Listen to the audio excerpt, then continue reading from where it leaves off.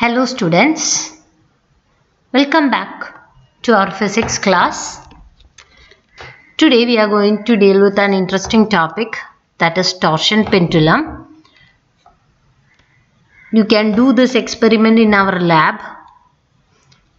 It's a very easy experiment, and through this experiment we will determine the rigidity modulus of the material of the wire. So today in this class we are going to learn the theory about this torsion pendulum, and also we will study about how to do the experiment also.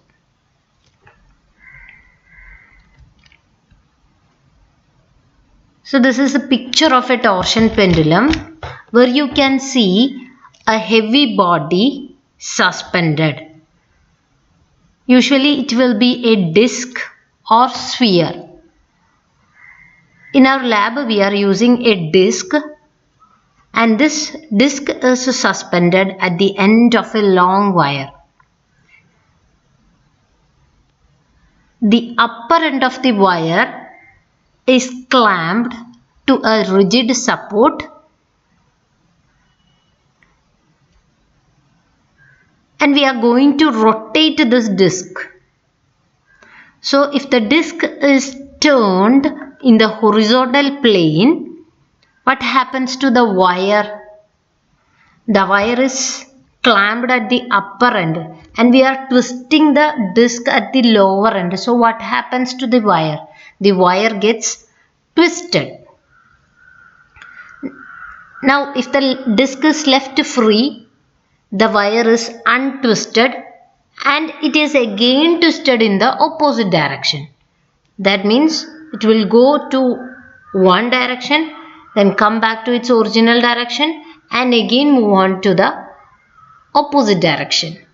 And this process continues, and the pendulum is set into oscillations, and this oscillation is known as torsional oscillations with a definite period. So we have a torsional pendulum in which a wire is suspended. It is clamped at one end and on the other end a disc is attached. Now the disc is allowed to rotate in the horizontal plane so that you can see the direction of rotation of the disc there. The arrow shows the direction of rotation of the disc. So the disc moves towards left and right so that the wire gets twisted and untwisted, and these oscillations are called torsional oscillations with a definite period. So this is the experimental arrangement we have, and this is the setup for torsion pendulum. Now moving on to the theory. So we are twisting the disc. So let theta be the angle of the twist at any time t. You can see the angular oscillations here, and the theta is marked in the figure. So theta is the angle of twist. So what is a restoring couple? We know that the restoring couple for an angle of twist theta is c theta, where c is equal to pi n r raised to 4 by 2l. So the restoring couple is c theta, which is equal to pi n r raised to 4 by 2l into theta. We are familiar with this equation. We had derived this equation in the last class. So that is a restoring couple developed.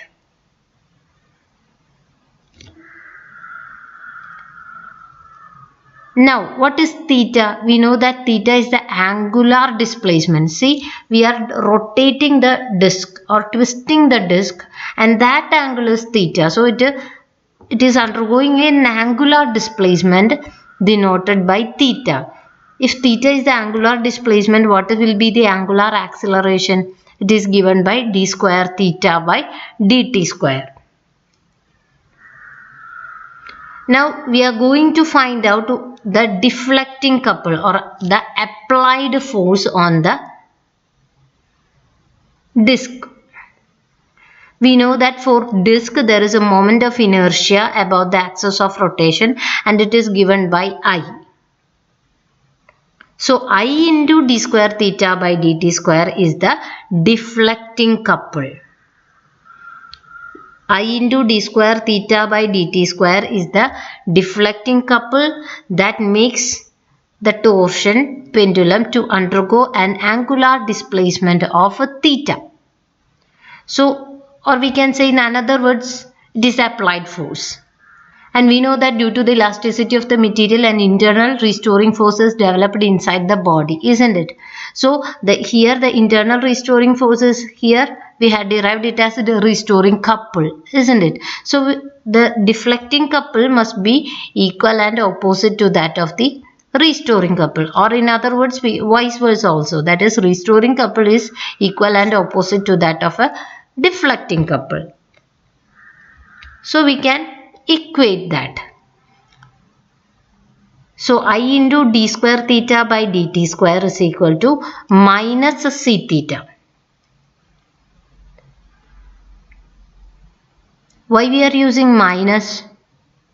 Because we know that the internal reaction force developed inside the body due to the elasticity of the material is equal but opposite to the applied force, isn't it? So here the internal force here means is the restoring force or restoring couple. Here it is a c theta. It is equal to the deflecting couple. So I into d square theta by dt square, but it is opposite. So the opposite is shown by the negative side. Now you can rearrange that equation and we will get d square theta by dt square plus c by I into theta is equal to 0. So this is a second order differential equation in theta, and you can compare this equation with that of an equation of a simple harmonic motion. We know that the disc is undergoing torsional oscillations, isn't it? So the torsional oscillations can be compared with that of a simple harmonic motion, provided the theta must be very small. So we can equate this equation with that of a equation of a simple harmonic motion, that is d square theta by dt square plus omega square theta is equal to 0, with omega is the angular frequency. So on comparing these two equations, we will get omega square is equal to c by I, or omega is equal to root of c by I, where c is the couple required to produce unit angle of twist and I is the moment of inertia of the disc about the axis of rotation.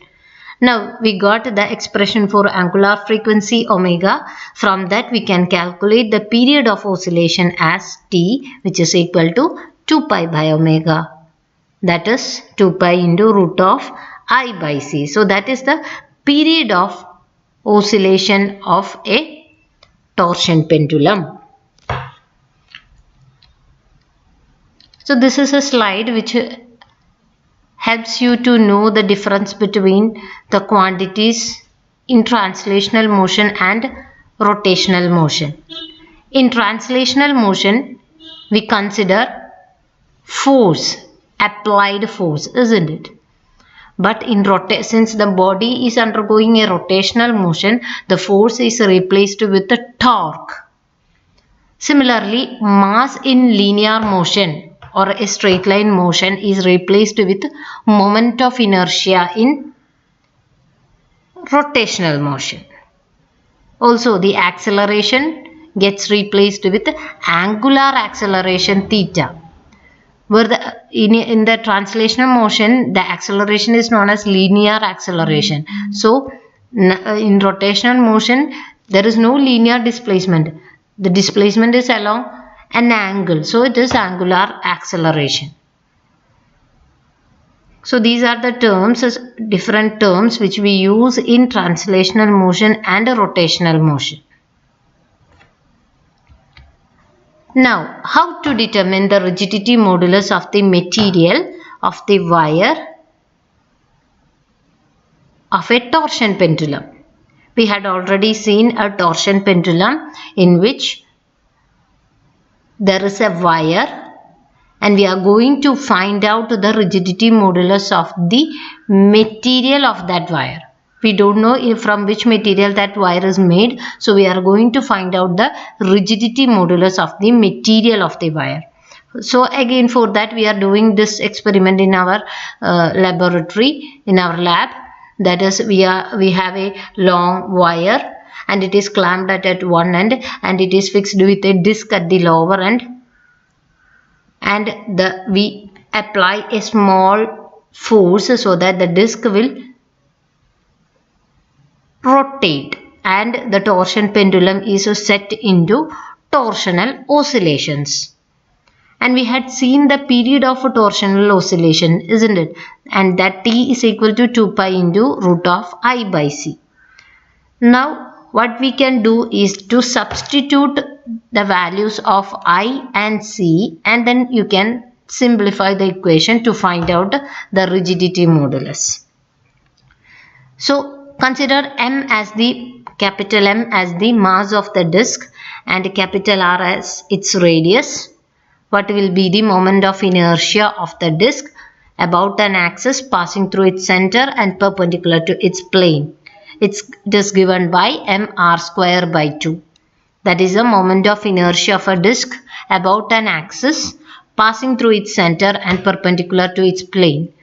I think you have studied it in your +2 classes about the value of or the expressions of moment of inertia of several objects. So here we are using a disc and the moment of inertia of the disc is mr square by 2. Now we had seen that C is the couple per unit twist, isn't it? So C we had derived it in the last class as pi n r raised to 4 by 12. So we have I and C. Now you can substitute it in the equation for T. So what you will get T is equal to 2 pi into root of mr square by 2 divided by pi n r raised to 4 by 12. So squaring this equation you will get T square, and again rearranging you will get N is equal to, what is N? N is the rigidity modulus of the material of the wire, and it is obtained as 4 pi mr square by r raised to 4 into L by T square. Let's have a look on the terms on the right hand side. Capital M is the mass of the disc, which you can measure with the help of a common balance. Now what is capital R? It is the radius of the disc. You can measure the circumference of the disc using a thread so that its value is 2 pi r. From that you can calculate capital R. That is the radius of the disc. Now what is small r? Small r is the radius of the wire, and you can find out the diameter using the screw gauge, and from that you can find out the radius of the wire also. So 4 pi mr square by r raised to 4 is approximately a constant. Now the remaining term is L by T square. What is L? L is the length of the wire. Length of the wire from the point of suspension to the disc, that is the length. So in our lab we do the experiment by changing the length, small l. So by changing the length and also finding out the capital T, you will get L by T square. So you can substitute the value of L by T square and can find out the value of N, that is rigidity modulus of the material of the wire. So by measuring the mass of the disc M, its radius capital R, length of the wire and its radius small r, the rigidity modulus of the material of the wire can be determined.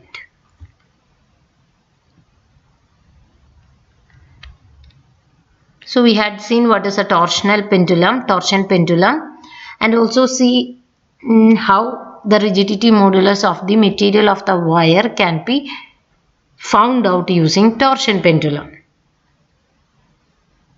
Only thing in the theory is that the internal restoring couple is equal and opposite to the applied couple or the deflecting couple. So you just have to know the equation of both these couples and just have to equate that. So that's the theory behind the torsion pendulum. Thank you.